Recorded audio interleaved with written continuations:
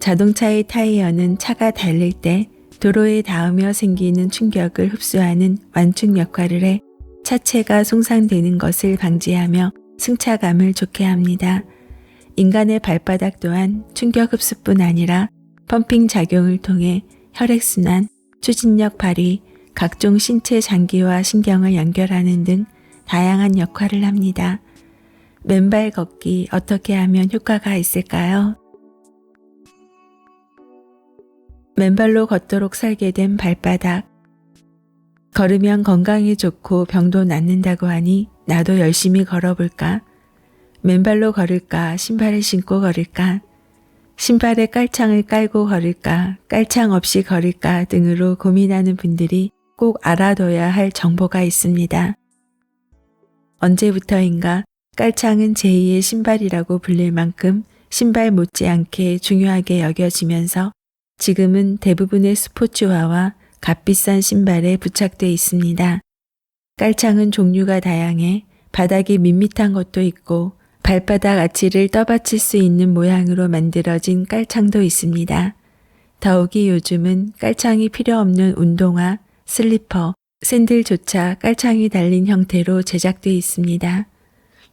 저는 20여 년 전 텔레비전의 건강 프로그램에서 발 전문가의 신발에 깔창을 깔아야 덜 피곤하며 발바닥 균형이 무너지지 않는다라는 얘기를 듣고 한때는 깔창을 애지중지했습니다. 그런데 이상하게도 이전보다 훨씬 더 피곤할 뿐 아니라 많이 걸을수록 발바닥 아치 부분이 아파서 오래 걸을 수 없었습니다. 그래서 깔창을 없애고 걸었더니 발걸음이 한결 가볍고 오래 걸어도 피곤함을 덜 느꼈으며 발바닥도 아프지 않았습니다. 그 당시에는 깔창이 있는 신발을 신으면 왜 피곤한지를 알지 못해 궁금했는데 발바닥 아치를 떠받치는 깔창을 깔면 아치 공간이 없어져 평발과 똑같은 상황이 연출돼 보행이 불안정해지기 때문에 관절에 무리가 와서 발이 쉽게 피로해진다는 것을 알게 됐습니다. 자연의 법칙을 거스르고 깔창을 깐 신발을 신으면 반드시 대가를 치른다는 것을 기억할 필요가 있습니다. 인체를 형성하는 206개의 뼈 중 4분의 1인 52개가 발에 집중돼 무거운 체중을 떠받치며 달리기, 착지, 말초혈관의 혈액순환 작용 등을 완벽하게 수행하고 있습니다. 인간의 발을 완벽하게 설계하고 빚어낸 조물주의 지혜에 경탄할 따름입니다. 이처럼 인간의 발바닥은 맨발로 생활하도록 설계되어 있고 완벽한 구조로 이루어져 있는데도 이를 무시하고 깔창이 있는 신발을 신어야 발에 무리가 가지 않는다라는 거짓 정보로 인해 요즘 대부분의 신발에는 깔창이 부착되어 있는 실정입니다. 맨발 걷기의 유의사항. 야외에서의 맨발 걷기가 건강에 좋다고 해서 준비도 없이 하다간 건강을 해치는 경우가 있으므로 약간의 기초 지식을 갖출 필요가 있습니다. 인간의 발은 신체 중에서 차지하는 비율이 2%에 불과하지만 나머지 98%의 신체를 지탱하는 몸의 뿌리 역할을 합니다. 한쪽 발에는 26개의 뼈, 32개의 근육과 힘줄, 107개의 인대가 얽혀 있어 걸을 때마다 체중의 1.5배에 해당하는 하중이 발에 가해집니다. 하루에 많게는 10,000번 이상의 걸음을 내디디며 충격을 줘도 불평 한마디 하지 않고 신체를 묵묵히 떠받쳐주는 고마운 조직입니다.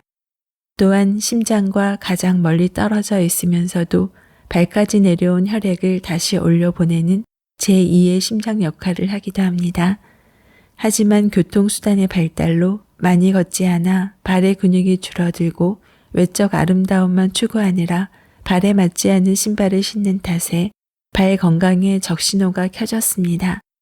발에 다양한 문제가 생겼는데도 그대로 방치하면 걷거나 뛰는 등의 일상생활이 힘들어지고 심폐 기능이 저하돼 면역력이 낮아질 뿐 아니라 뇌 건강에도 영향을 미쳐 치매가 일찍 발생할 수도 있습니다. 발 건강부터 체크한다. 나무가 곱고 크게 성장하려면 뿌리와 밑동이 튼튼해야 하는 것과 같이 사람이 평생 건강하고 바른 체형을 유지하려면 발이 건강해야 합니다. 맨발로 걷기 전에 자신의 발 건강 상태를 먼저 체크해 뒀다가 시간이 지남에 따라 어떻게 좋아지는지 확인하는 것도 맨발 걷기에 도움이 됩니다.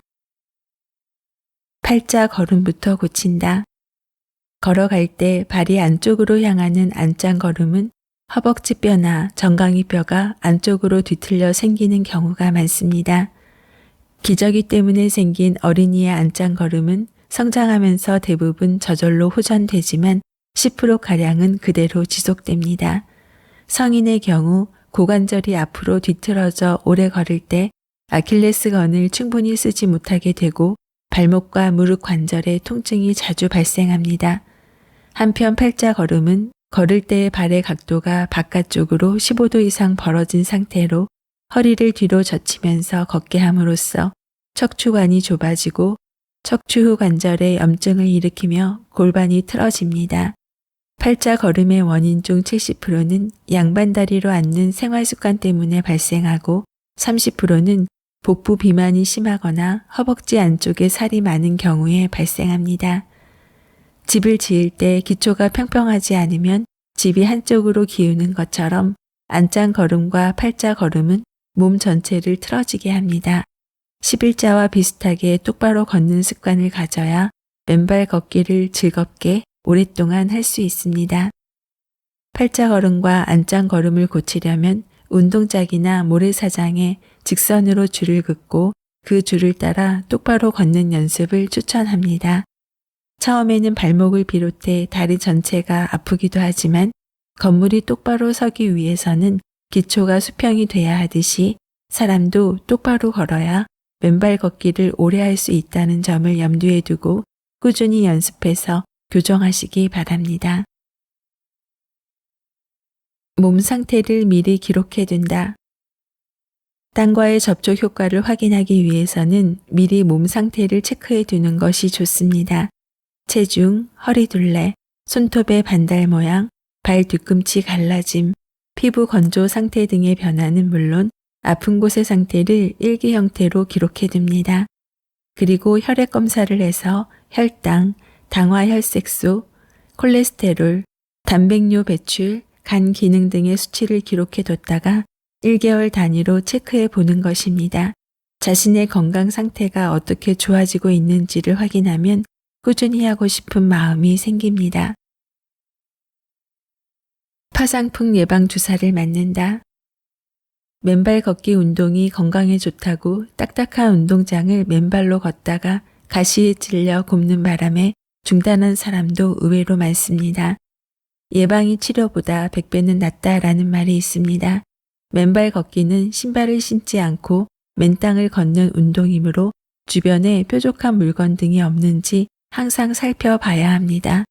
딱딱한 운동장이든 바닷가의 부드러운 모래사장이든 날카로운 물체가 있기 때문에 면역력이 약하다고 생각되면 미리 파상풍 예방주사를 맞고 맨발 걷기를 시작하는 것이 좋습니다. 맨발 걷기로 면역력이 향상되면 날카로운 물체에 찔려도 금세 상처가 아물며 낫는 경험을 하게 됩니다. 풀밭의 진드기를 조심한다.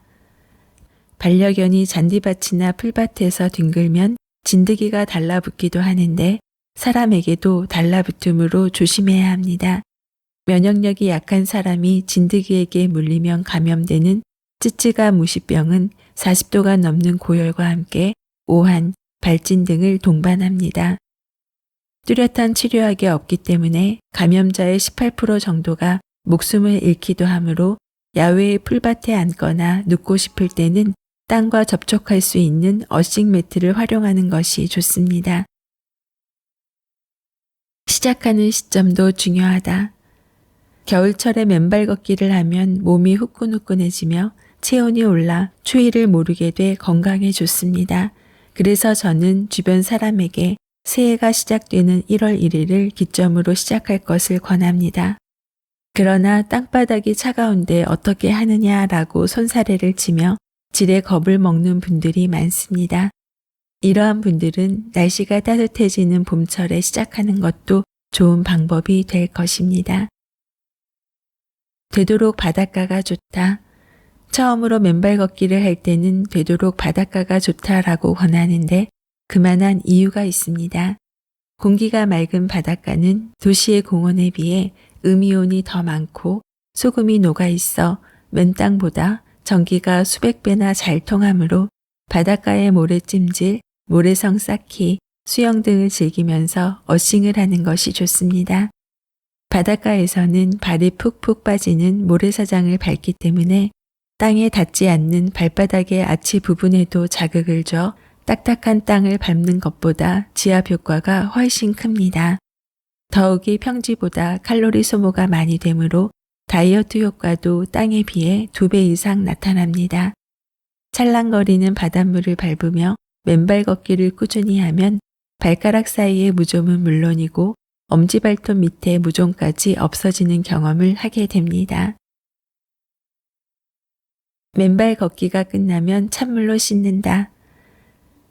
맨발 걷기를 오래 한 사람은 추운 겨울에 눈밭도 거부감 없이 걸을 수 있지만 맨발 걷기가 끝나면 찬물로 발을 씻는 것이 좋습니다. 찬물로 씻으면 처음에는 차갑게 느껴지지만 5분쯤 지나면 오히려 발이 훈훈해지는데 이는 혈액순환이 잘 되고 있다는 증거입니다. 겨울철의 동상을 예방하기 위해서는 차가워진 맨발을 갑자기 따뜻한 물에 담그기보다는 먼저 찬물로 씻은 후 미지근한 물에 담그는 것이 좋습니다. 어싱용 신발로 겨울철 동상을 예방한다. 맨발 걷기를 오랫동안 한 사람은 겨울철에도 양말의 밑바닥에 구멍을 뚫어 신고 맨발 걷기를 하는데 만약 맨발 걷기를 시작한 지 얼마 되지 않아 동상이 걱정된다면 어싱용 신발을 활용하는 것이 좋습니다.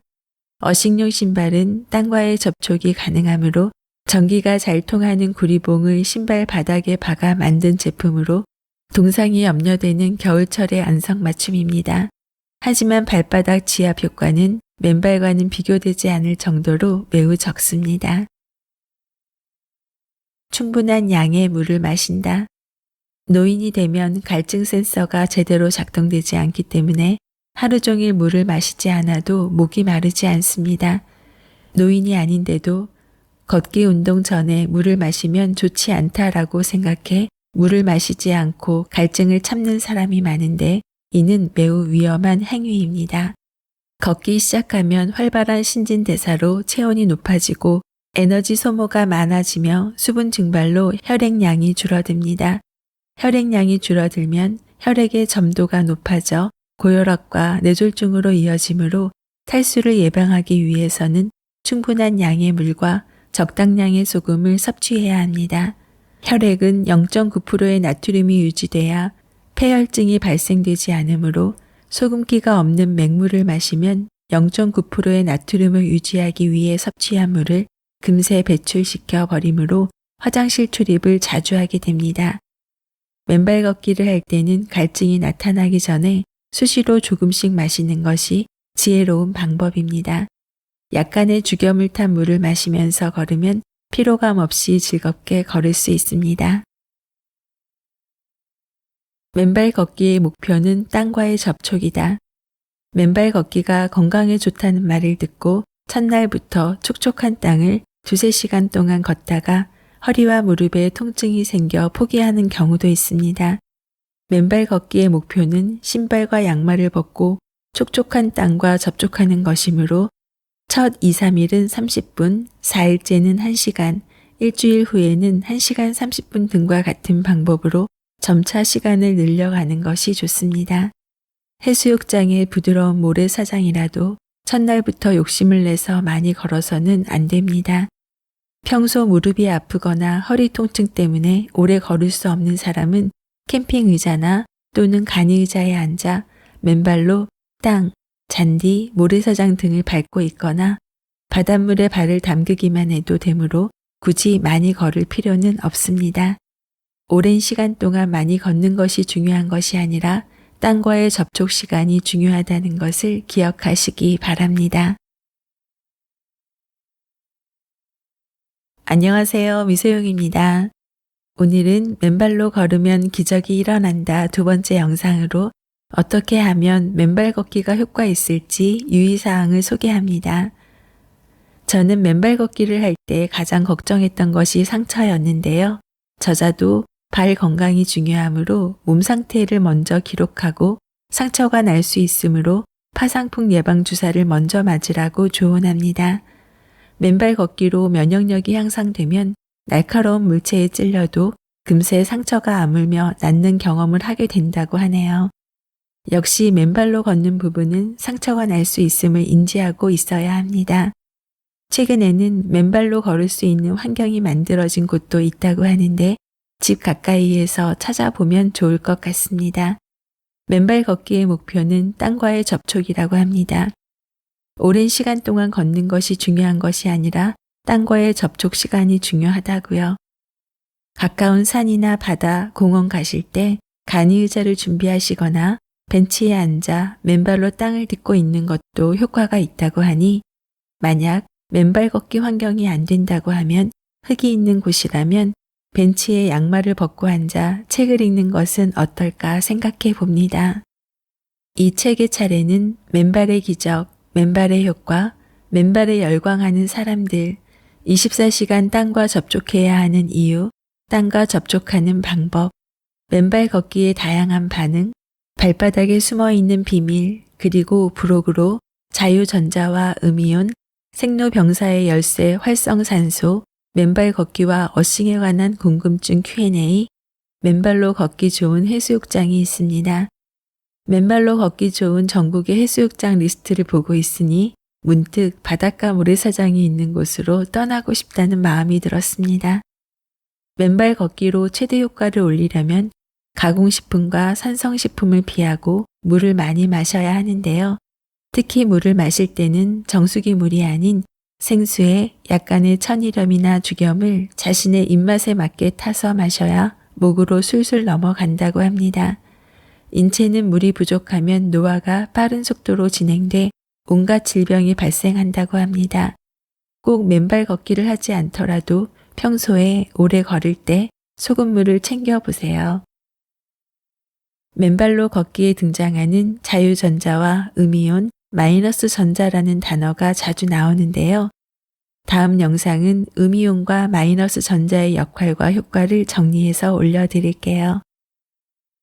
들으면 들을수록 미소 짓게 되는 미소 생각, 은퇴와 노후를 위한 동기부여, 자기계발 이야기를 전하는 북튜버 미소영입니다. 좋아요, 구독은 사랑입니다. 오늘도 24시간 행복하세요.